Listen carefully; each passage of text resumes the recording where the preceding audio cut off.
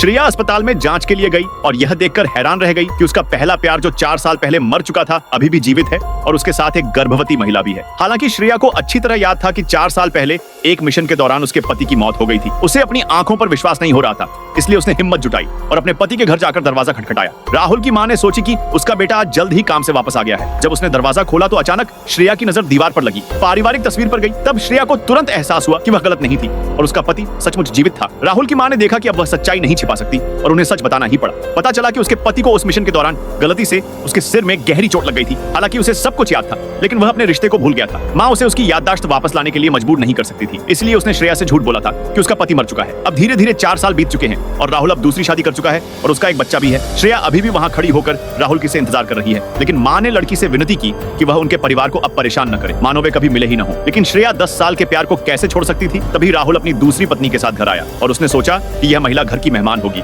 इसीलिए उसने खुशी से श्रेया को रात भर रुकने के लिए आमंत्रित किया। श्रेया यह देखकर उदास हो गई कि उसके पति की आंखें उसकी दूसरी पत्नी से भरी थी। यह उसे मारने से भी ज्यादा दर्दनाक। जिस पति को उसने 4 साल तक इंतजार किया था वह अब किसी और महिला को गले लगा रहा था। भोजन के दौरान श्रेया की नजरें उसके पति से हट नहीं रही थी। उसे अपनी दूसरी पत्नी के साथ इतना अच्छा व्यवहार करते देख श्रेया एक पल के लिए स्तब्ध रह गई। राहुल ने अपनी मां से पूछा कि उसने कभी इस मेहमान को नहीं देखा। मां ने जल्दी से समझाया कि यह उसकी सगी बहन जो विदेश में पढ़ाई कर रही थी। राहुल ने कहा कि क्या तुम मेरी बहन हो? तभी श्रेया उदास दिल से कहा कि मैं तुम्हारी बहन नहीं हूँ, मैं तुम्हारी बचपन की प्रेमिका और तुम्हारी पत्नी हूँ, जिसे तुम कई सालों से प्यार करते थे। क्या मुझे इसे जीवन भर छिपाना होगा? राहुल ने बोला कि तुम किस बारे में बात कर रही हो, मुझे साफ साफ बताओ। श्रेया ने बताया कि मैं ही वह हूँ जिससे तुम्हें शादी किए थे। हम 7 साल से साथ थे, लेकिन तुम किसी मिशन की वजह से गायब हो गई। मैं तुम्हें 4 साल से ढूंढ रही हूँ और तुम्हारी इंतजार कर रही हूँ। हालांकि राहुल को उसकी बात पर यकीन नहीं हुआ और उसने दावा किया कि वह पहले से ही शादीशुदा है और अपनी पत्नी से बहुत प्यार करता है। वह किसी को भी अपने परिवार को बर्बाद नहीं करने देगा। यह देखकर मां ने जल्दी से श्रेया को रेस्टोरेंट से बाहर निकाला। उसने उससे विनती की कि वह बीती बातों को भूल जाए और उसे फिर से परेशान न करे। लेकिन इस रिश्ते का दर्द श्रेया अकेली क्यों सहे?